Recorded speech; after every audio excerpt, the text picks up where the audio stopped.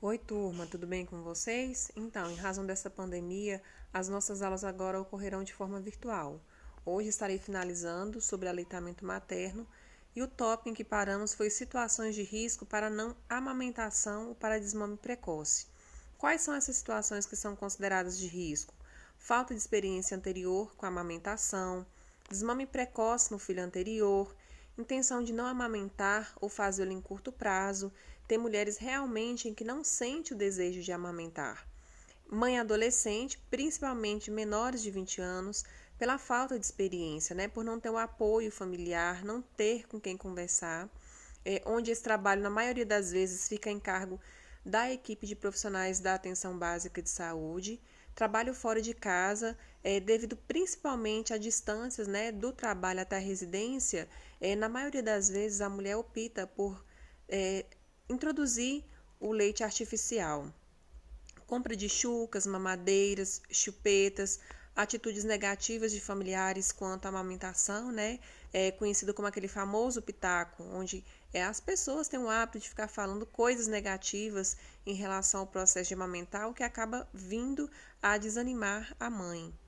Insucesso familiar quanto à amamentação, problemas anteriores ou atuais com as mamas, né? Como, por exemplo, o leite empedrado, o bico invertido, mastite, dificuldades na pega ou na técnica de sucção. Então, às vezes, a criança tem dificuldade para estar sugando o leite. Por que não usar mamadeira, chupeta, chuca ou protetor de mamilo? Porque é o maior risco de contaminar o leite, né, e provocar doenças aqui, como por exemplo a mamadeira, onde ela tem que passar por um processo de esterilização para colocar o leite, e tem algumas mães que não têm esse devido cuidado, né?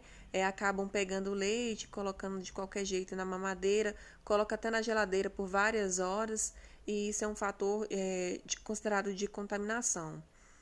Atrapalha o aleitamento materno, então há uma confusão de bicos, né? Em razão do bico da mamadeira ser mais fácil para estar saindo leite, a criança fica, vamos dizer assim, com preguiça de estar sugando o leite da mãe. Pode modificar a posição dos dentes, prejudicar a fala e a criança ela passa a respirar pela boca. É mais caro e sua preparação dá bem mais trabalho.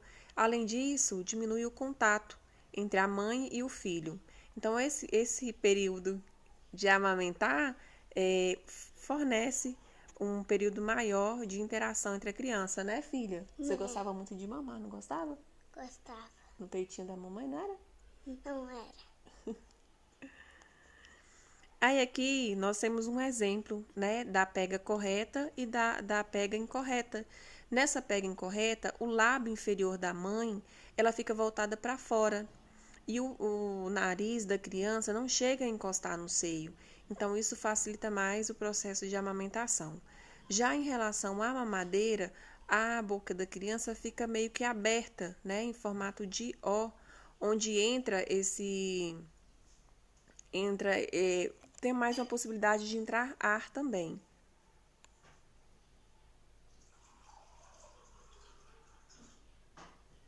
Aí aquela velha questão, né, onde perguntam, existe leite fraco ou não? Né? Então a resposta é não existe leite fraco.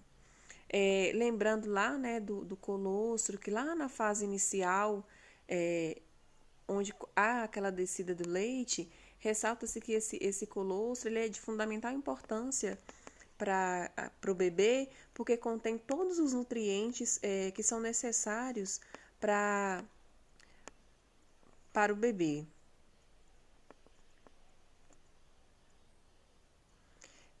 Destaca também que o número de mamadas da criança ele pode variar. Então, isso vai depender também da demanda da criança. Então, em razão desse leite ser facilmente digerido, a criança sente uma necessidade maior, né, de estar mamando mais vezes.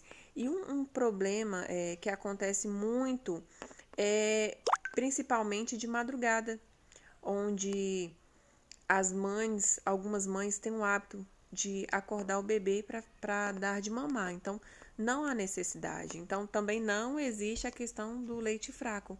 isso é considerado como um mito.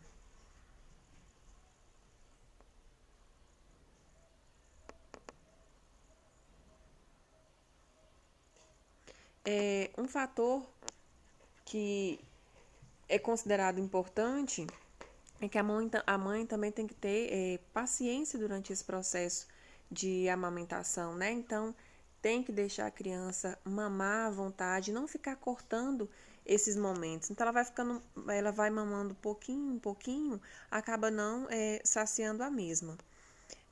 Voltando um pouco para a questão do coronavírus em relação ao aleitamento materno, o Ministério da Saúde coloca que, mesmo que a mãe venha a ter o coronavírus, ela deve amamentar sim o seu bebê. Claro que tem todo um processo de cuidado, né? Essa mãe tem que estar de máscara, não pode tossir ou espirrar perto da criança. Então, ela pode dar de mamar sim para o seu bebê. A família e o aleitamento materno. É de fundamental importância que a família, né, participe das consultas de pré-natal e puericultura. Só que o que nós mais vemos na atualidade é que nessas consultas, geralmente, quem vai é somente a mãe. Reconhecer o valor da amamentação, encorajar e incentivar a mãe a amamentar. Nós, profissionais, sabemos, né, da dificuldade, como que é esse processo de amamentar. Então, você tem que incentivar a mulher a amamentar. Tem algumas dicas, né, que são importantes, que você poderá estar passando para essa mãe, para que ela tenha mais facilidade de realizar a amamentação. Ajudar no cuidado com a casa e os outros filhos, não trazer para casa latas de leite, mamadeiras e chupetas, né? Como eu já falei há um tempo atrás com vocês, a criança não sabe, não conhece chupeta nem mamadeira, então ela não vê a necessidade de ter esses itens, a menos que você queira dar para ela.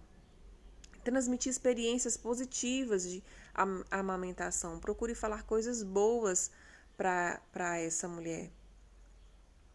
A importância dos grupos educativos de apoio possibilita às gestantes, puérperas e familiares aprender a refletir, aceitar e praticar conhecimentos relativos à gravidez, parto, puerpério e o aleitamento. Esses grupos, né, são muito importantes, porque além de você aprender, né, sobre o aleitamento materno, você poderá estar trocando experiências com outras mães também. Onde obter ajuda?